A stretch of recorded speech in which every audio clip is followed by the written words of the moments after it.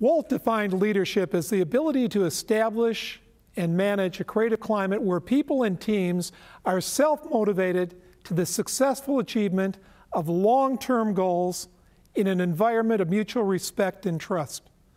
My goal today is to identify the key elements of that definition and to, number one, give examples of how those elements are present at Disney and other successful organizations, and number two is to suggest an action plan to improve anyone's leadership skills.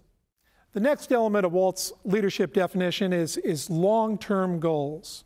The number one inhibitor in most organizations today is short-term thinking, living for today at the expense of tomorrow.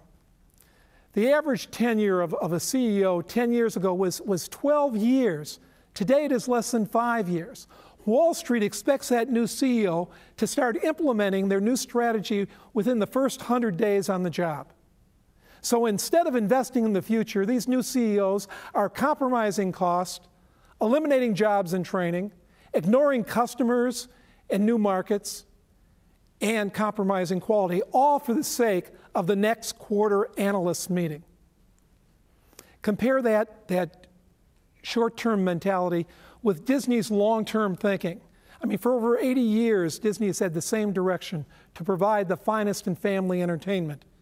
And an example of how Disney thinks in the long term, when Walt decided he wanted to expand to the East Coast and build Disney World in Orlando, Florida, he wanted to purchase more land. You see, at Disneyland, Walt became landlocked. With the success of Disneyland, he couldn't expand because the price of property became too expensive around the park. So at Walt Disney World, he purchased 93 square miles of property, more than 28,000 acres. And he purchased that for less than $200 an acre. Today, that property is worth over $1 million an acre, and they're using a little less than 50% of that. Short-term mentality would dictate that you would sell off a great portion of that and make a one-time multi-billion-dollar profit. But Disney realizes that they want to exceed guest expectations.